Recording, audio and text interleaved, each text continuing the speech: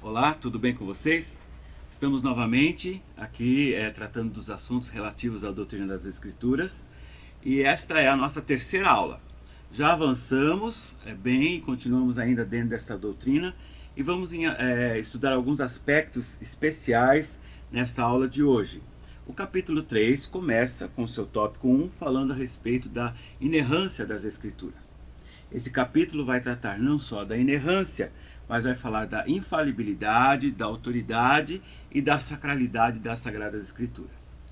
Muito bem, você agora, pensando em inerrância, esse termo, o que ele significaria? A própria inspiração, ela pressupõe a inerrância. Visto que Deus dirigiu e ele supervisionou toda a escrita dos homens sagrados, os homens santos de Deus, então essa ação, essa forte influência do Espírito Santo, ela pressupõe que Deus não erraria ao fazer esse trabalho. Quando nós falamos em inerrância, nós estamos querendo dizer a Bíblia não contém erro. E quando nós afirmamos que a Bíblia não contém erro, e esta afirmação é tão forte, esta expressão que é verdadeira, em alguns segmentos e no meio teológico, ela acaba causando alguma divergência, porque existem posições diferentes. Em relação à inerrância da Escritura, falando e pensando sobre isso, nós estamos tratando do assunto de credibilidade da Bíblia. A inerrância, ela é essencial para a autoridade da Bíblia. Porque se houvesse erros, nós não teríamos uma base firme para crermos e não haveria nada que pudesse ter autoridade sobre as nossas vidas, nem no assunto de fé e nem no assunto de conduta. Muito bem. Quais são os conceitos de inerrância que nós temos hoje em dia aí à nossa disposição para que a gente possa conhecer e entender, e qual é a nossa posição a respeito deste assunto de inerrância das Escrituras? Bom, o primeiro conceito que a gente quer abordar é o conceito da inerrância absoluta. O segundo conceito que nós vamos estudar aqui é o conceito de inerrância plena. E esta é a nossa posição, a inerrância plena. O que significa e o que quer dizer este conceito de inerrância plena? Esse conceito afirma que a Bíblia é completamente verdadeira no seu objetivo principal, ou seja, ela é verdadeira nas informações espirituais, doutrinárias, relativas à salvação, e ela não tem como objetivo principal dar informações científicas e históricas. Neste conceito de inerrância plena, tudo aquilo que a Bíblia fala a respeito desses assuntos, essas citações, pequenas citações que ela faz sobre ciência e sobre história, são completamente verdadeiras. Muito bem, a inerrância limitada é o terceiro conceito que os teólogos hoje estão apresentando. Esse conceito, ele fala que os erros ali aconteceram em relação, como eu falei, nos assuntos de ciência e de história, mas no que diz respeito aos assuntos da salvação, as referências da salvação, a Bíblia é absolutamente correta e verdadeira. Esse conceito de inerrância limitada, ele dificulta muito as coisas. Como eu falei, nós precisamos de uma garantia. A Bíblia é a verdade? É. Nós temos que ter a segurança de que podemos acreditar na Bíblia, que ela é verdadeira, plenamente verdadeira. Essa é uma questão crucial, porque como nós poderíamos seguir a nossa fé se aquilo que nós temos em nossa mão como doutrina, como base de fé, não seria verdade? Qualquer um poderia dizer, isso eu concordo, isso eu não concordo, isso é inspirado, isso não é inspirado, isso é verdadeiro, não é verdadeiro. Então nós não podemos ficar à mercê destas coisas. Ok, então nós precisamos afirmar para vocês, e é bom que você grave isso. A Bíblia é inerrante, plenamente verdadeira, em que aspectos? No aspecto teológico, no aspecto histórico e no aspecto epistemológico. O que significa este último aspecto? É o conhecimento que nós temos entre a crença e a verdade. Aquilo que nós cremos é fundamentado na verdade e não apenas em ideias, em atitudes filosóficas, em posições mentais, em sensações. Não. A Bíblia, ela é a verdade, e quando nós provamos a Escritura e provamos da Escritura, nós atestamos essa autoridade e essa verdade preciosa. Muito bem, falando a respeito dos fenômenos científicos, falando a respeito dos dados históricos e a inerrância, existe de fato na Bíblia algumas passagens problemáticas em relação a esse assunto. Algumas coisas que parecem que são divergentes, algumas coisas que parecem que são contraditórias. Mas lembre-se que eu falei, a Bíblia é um livro muito antigo. E aí então nós precisamos fazer uma releitura de algumas destas coisas, e aí temos que fazer uma harmonização moderada dos assuntos.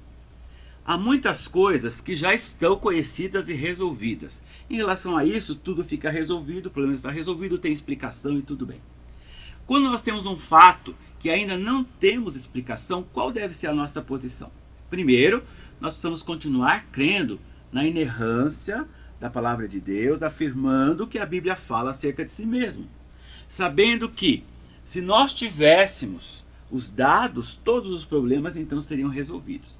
Aí é uma atitude de fé e de esperar até que de repente se tenha esses dados. Contudo, por tudo que a Bíblia diz, por tudo que a Bíblia já prova, por todas as profecias, por todas as experiências que temos em colocar a palavra em ação na nossa vida, nós ficamos tranquilos em poder afirmar mais uma vez que a Bíblia de fato é a palavra de Deus.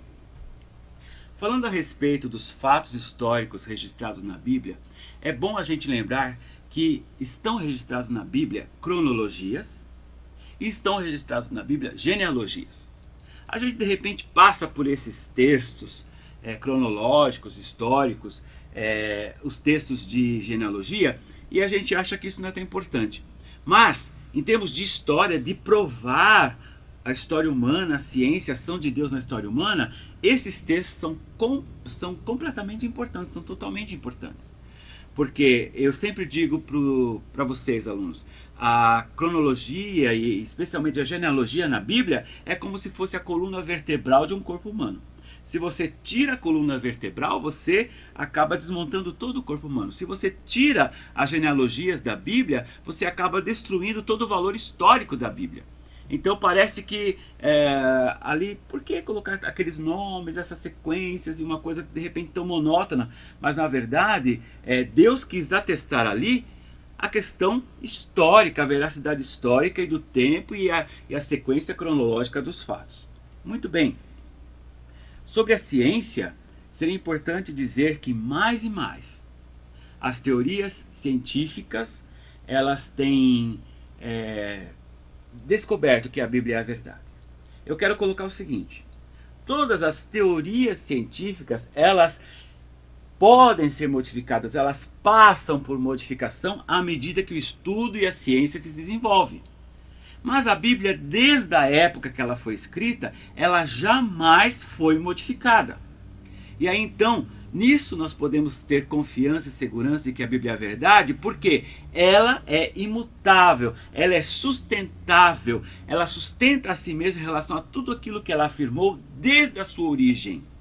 Desta feita, nós podemos então fechar o verdadeiro conceito, a definição exata de inerrância.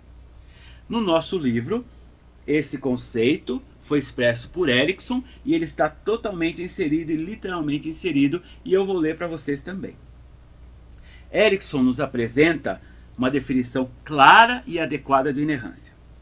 Agora, podemos dizer o seguinte: a Bíblia, quando corretamente interpretada, e esta é a questão-chave, abre-se aí aspas, né?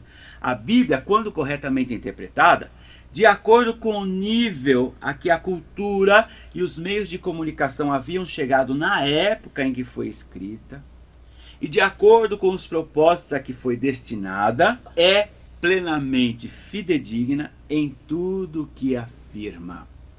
Essa é a posição e a definição de inerrância plena, porque ela considera que aquele que escreveu, o autor humano, dentro da sua cultura, dentro dos meios de comunicação da época, que havia chegado na época, ele foi registrando os fatos. E agora então, como eu falei, quando existem as pequenas contradições e divergências, basta apenas se fazer uma comparação a respeito dos dados históricos e científicos que a gente chega à harmonização e à conclusão daquilo que aparentemente estava errado. O tópico 2 desse capítulo, ele fala a respeito da infalibilidade das Escrituras. A infalibilidade, ela está também intimamente relacionada à inerrância. Então nós estamos vindo numa evolução de pensamentos, de verdades, de conceitos, e aí então é importante a gente fazer essa ligação. Inerrância sem erros, infalível porque ela não falha. Ela não falha tanto nas questões de fé como nas questões de verdade. Jesus mesmo disse, a Escritura não pode falhar. Então, isto dá a base para a infalibilidade da Sagrada Escritura. Ok, não tendo erros, então nós precisamos saber em que termos a Bíblia é infalível. Ela é infalível como revelação original da verdade. Ela é infalível porque ela é imutável. Aquilo que está escrito realmente é a verdade e não muda e não mudará. A Bíblia, ela é exata moralmente. A Bíblia também é exata no sentido espiritual. O tópico 3, ele fala a respeito da autoridade da Bíblia.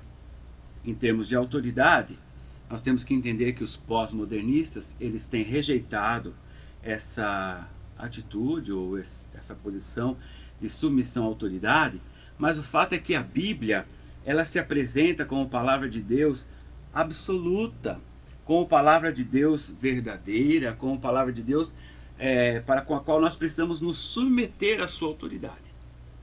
Muito bem, sendo Deus o nosso Criador, e sendo a sua palavra, sua lei, seus princípios, nós precisamos conhecê-la e precisamos recebê-la como autoridade divina para que a gente então possa andar de acordo com a vontade de Deus. Os princípios de Deus ali, inseridos na palavra de Deus, eles são princípios elevados, eles são princípios amorosos, eles são princípios abençoadores, eles são princípios protetores. A Bíblia não é destrutiva. A Bíblia, ela não vem para cercear, para cortar direitos do homem, mas ela vem estabelecendo na sua autoridade limites de ação de tal maneira que o homem, quando anda de acordo com a palavra, ele é abençoado e protegido. E esses limites do caminhar com Deus, no caminho de Deus, eles têm um objetivo, que é levar o homem não só à presença de Deus, mas mantê-lo na presença de Deus e conduzi-lo até a eternidade. O objetivo de Deus é fazer com que essa autoridade bíblica ela possa nos conduzir em termos da nossa obediência até a vida eterna, até a presença de Deus nos céus. Ok, nós precisamos entender que a inspiração das Escrituras ela é divina e não apenas humana. E nesse sentido, nós precisamos afirmar alguns pontos importantes. Primeiro, que a inspiração das Escrituras é única e não comum, porque ela é divina.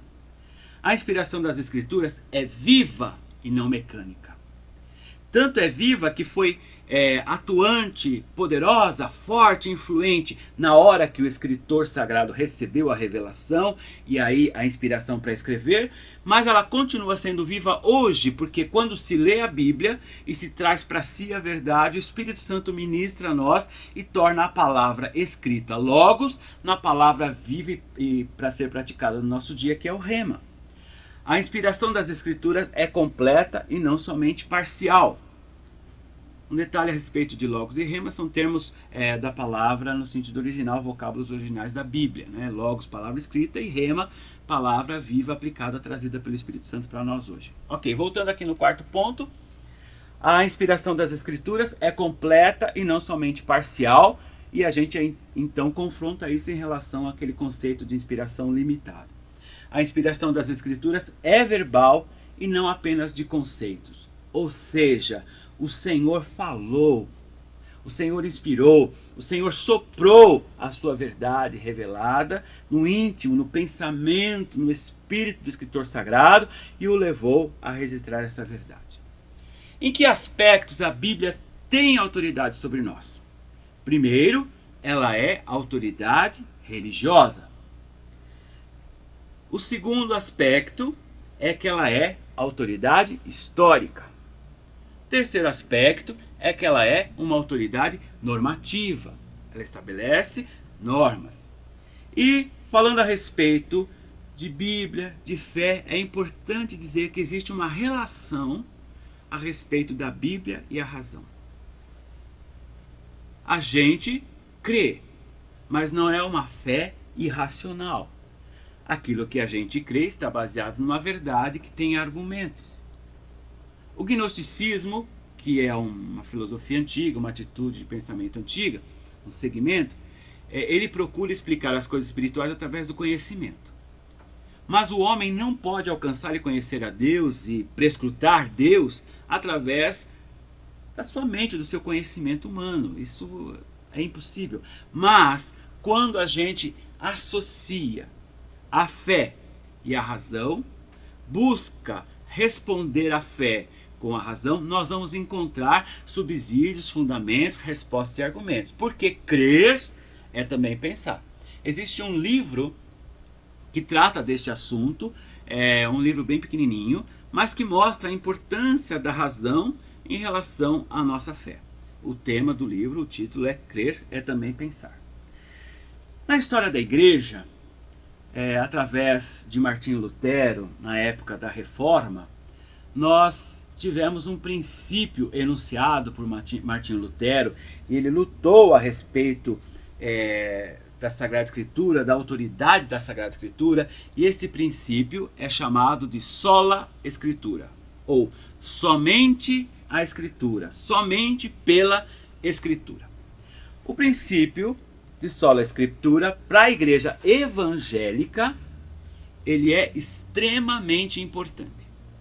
Outros segmentos da cristandade não tomam o conceito de Martinho Lutero como fundamental, mas para os evangélicos este conceito é.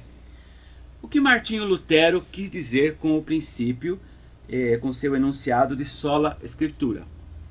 Ele quis dizer a respeito de que a Escritura ela está acima das tradições da igreja. A Escritura ela está acima da hierarquia estabelecida, humanamente estabelecida da igreja. Que a palavra de Deus, ela precisa ser levada como autoridade normativa absoluta, e que aquilo que os homens colocam como lei, aquilo que os homens colocam como hierarquia, deve estar de acordo, em harmonia e sujeitos à autoridade da Sagrada Escritura. Esse princípio de sola Escritura foi pronunciado por Lutero em abril de 1521. Ele assumiu essa posição em Worms, e ali ele estabeleceu as 95 teses que falam a respeito desse assunto. Quando nós pensamos em 95 teses, o que são isso? Não são tratados longos, mas são enunciados, são tópicos, frases fortes que falam a respeito da posição que a igreja, que o crente, que o ministro, o pastor, enfim, deve ter em relação à Escritura e às demais coisas. Vocês sabem que existia naquela época uma posição da igreja, das autoridades eclesiásticas, muito forte em relação às tradições da igreja, como ainda existe. Mas era preciso que alguém gritasse e falasse que a palavra de Deus ela está acima de tudo e qualquer coisa. Ok, no livro vocês podem ler a respeito deste assunto, e é bem importante que vocês observem nas matérias posteriores, no nosso curso, História da Igreja, enfim, vocês vão saber mais a respeito da atitude de Lutero. Mas fica aqui colocado e pontuado e em pé a posição firme que nós evangélicos devemos ter também de sola Escritura. Quero falar um pouquinho a respeito da inerrância e os manuscritos originais e as cópias. Nós não temos manuscritos originais, mas os manuscritos originais são chamados de autógrafos. O que nós temos hoje são cópias dos manuscritos originais, temos fragmentos, enfim. Isso não quebra a questão da inerrância, por quê? O trabalho de cópia dos originais foi tão bem feito que os documentos são tidos hoje aqui em grande número, que fazendo a comparação dos manuscritos e percebendo a quantidade e a exatidão dos manuscritos, nós podemos afirmar que eles estão de acordo com o original bíblico. Em termos jurídicos, se um documento apresenta 4 cópias, ele já é autenticado como verdadeiro. E a Bíblia não tem apenas 4 cópias, ela tem milhares, milhões de cópias, e os manuscritos estão aí à disposição. Esse trabalho de cópias, a preservação da escritura, foi feita a partir do tempo de Esdras no templo, porque ele se preocupou em reunir tudo isso e não só ler a Sagrada Escritura com o povo, mas também de fazer o trabalho de cópia e fornecer essas cópias para as pessoas poderem ter. Então você poderia adquirir porções da Bíblia e levar para você, para sua casa naquela época, e esse serviço era feito pelos copistas, os escribas do templo, desde a época de Esdras. Muito bem, o tópico 4, ele fala a respeito da sacralidade da Escritura. O termo sacralidade significa que a Escritura é sagrada. Esse termo sagrado é muito importante, porque aquilo que é sagrado deve ser respeitado, é tido como santo, e a Escritura de fato é santa. Nós denominamos a Escritura Sagrada, a Bíblia Sagrada, em termos teológicos, como o cânon sagrado. Por que cânon? A palavra cânon, ela tem a ver com regra, com medida. Então, aplicando o sentido literal da palavra cânon, nós podemos dizer que a Bíblia Sagrada é o conjunto de verdades escritas que servem para dirigir, para reger a fé e a conduta do ser humano. E esses princípios, o cânon, os princípios de canonicidade, eles foram estabelecidos pela própria Igreja do Senhor Jesus. No tópico 4, nós tratamos da sacralidade da Escritura. Sacralidade significa sagrado, a Bíblia é sagrada. Sagrado significa santo. Aquilo que é sagrado não deve ser mexido, tocado, mudado. Por isso nós temos que ter cuidado com aquilo que se interpreta, com aquilo que se aceita e não se aceita hoje em relação à Bíblia. A palavra cânon vem do grego cânon, que significa ou vara de medir, ou régua. Como nós aplicamos isto em termos teológicos à Sagrada Escritura? Nós precisamos definir então o que é cânon, porque o termo cânon é aplicado teologicamente, cânon sagrado, à Escritura. Cânon então pode ser definido como os livros das Sagradas Escrituras, estes 66 livros que nós temos, aceitos pela Igreja Cristã, e esses livros contêm a regra autoritária de fé e de prática para o cristão. Então, a Bíblia, ela é autoridade sobre nós, a Escritura foi aceita pela Igreja, e ela tem autoridade sobre nós em termos de fé, o que devemos crer, e de prática, o que devemos viver. Ok. Em relação à canonicidade, foi estabelecido um padrão canônico. Para um livro pertencer ao cânon, ele deveria satisfazer todos esses critérios do padrão de canonicidade. Quem estabeleceu o padrão de canonicidade foi a própria Igreja. Por quê? O Antigo Testamento, na época de Cristo e depois na fundação da Igreja, na era apostólica, o Antigo Testamento ele já estava formado. Quando Jesus veio, ele já tinha em suas mãos e à sua disposição o Antigo Testamento. E ele mesmo aprovou o cânon do Antigo Testamento, falando a respeito, como eu já disse, que a Escritura não podia falar, falando que aquilo que estava escrito no Antigo Testamento revelava a pessoa de Jesus Cristo, tudo que havia sido dito a respeito dele no Antigo Testamento estava ali patente na sua vida e na sua história. Há vários versículos bíblicos a respeito desse assunto que estão no nosso livro. Muito bem. O cânon do Antigo Testamento, ele é conhecido, como nos nossos dias, desculpa, vou cortar isso aí. O cânon do Antigo Testamento, hoje em dia, ele é conhecido como a Bíblia Hebraica para os judeus e Velho ou Antigo Testamento para nós. A Bíblia Hebraica ela tem divisões um pouco diferentes da nossa Bíblia, mas o conteúdo dos textos do Antigo Testamento é o mesmo. Na página 66 do nosso livro, você encontra a cronologia ou a história, do Antigo Testamento. E ali ela vem dividida em períodos e as datas prováveis, e também ali nós temos as referências, os livros escritos e as datas. É importante você saber que existe uma sequência e que a própria Bíblia Hebraica respeitou essa sequência, e a nossa Bíblia, o Antigo Testamento da nossa Bíblia, está organizado em assuntos, mas ele também contém toda essa cronologia. Muito bem. No Novo Testamento, o cânon do Novo Testamento, ele foi formado muito tempo depois do primeiro século, porque a igreja começou a crescer, expandir, enfim, havia toda aquela ação dos apóstolos de ir e pregar, fundar igrejas, e as cartas começaram a circular, enfim, e não houve assim um posicionamento rápido da igreja em relação àquilo que estava sendo produzido, escrito em termos da memória dos apóstolos, da vida de Cristo e das práticas, da história da igreja primitiva.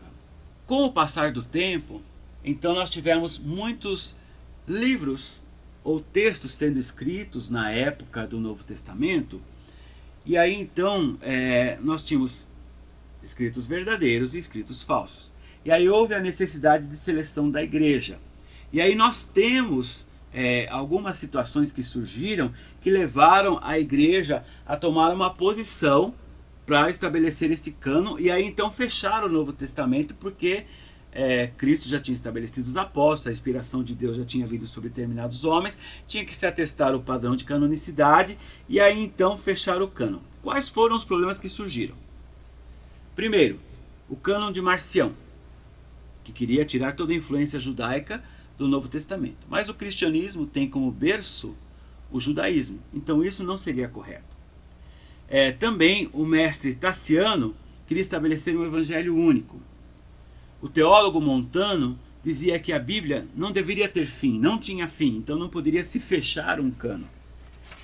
E aí também temos os escritos de inspiração duvidosa, como eu falei para vocês, que vinham sendo escritos pelos gnósticos, que negavam a encarnação de Cristo, pelos céticos, que negavam a realidade da humanidade de Cristo, e pelos monofisistas, que rejeitavam a dualidade da natureza de Cristo.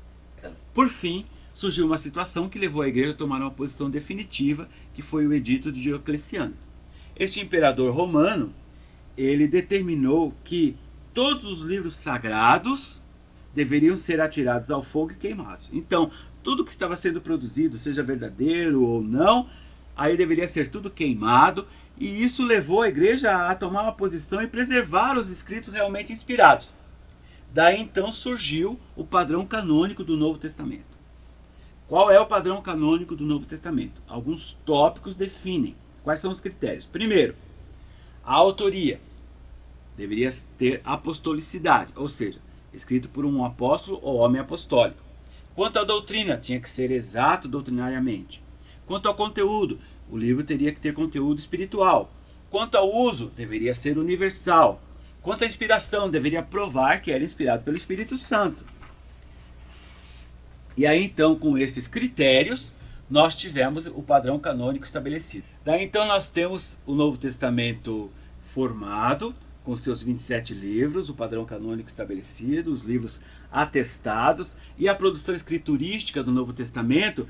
E aí, no nosso livro, na página 72, você encontra também o quadro com os eventos, datas históricas, os impérios e os governos do Novo Testamento e a referência e os livros escritos, ou seja, a cronologia do Novo Testamento. Muito bem, no tópico 5 do nosso livro, nós encontramos ali o assunto dos livros apócrifos. O que são os livros apócrifos? Os livros apócrifos são livros não sagrados. Quando Lutero ele realizou a reforma, implantou a reforma da igreja, a igreja acabou tendo uma reação a isso, chamada Contra-Reforma. A Contra-Reforma, além de estabelecer que deveria ser considerado como tão importante os dogmas da igreja, deveria ser considerada a escritura, mas também a tradição da igreja, eles estavam dizendo que ela estava em pé de igualdade. Eu vou repetir porque eu não gostei. Então repete. A Contra-Reforma foi uma reação a Martinho Lutero. E a igreja tomou uma posição no Concílio de Trento, dizendo que estavam em pé de igualdade, tanto a escritura como as tradições da igreja. E para reforçar isso, a igreja estabeleceu lá em Trento os livros apócrifos para serem inseridos na Sagrada Escritura. Mas a própria igreja declarou que esses livros não eram plenamente inspirados. Contudo, eles determinaram que deveria ser incluído no cânon sagrado. O significado da palavra apócrifo é oculto, escondido, livros de origem falsa, ignorada, mas no nosso sentido aqui teológico e bíblico significa documentos não canônicos, não sagrados.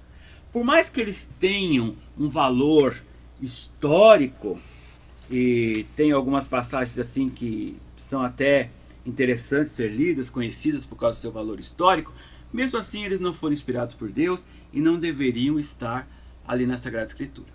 No nosso livro você vai observar que existem vários termos usados, várias categorias de apócrifos. Observe lá e você vai perceber então as razões por que nós não aceitamos estes livros na Sagrada Escritura.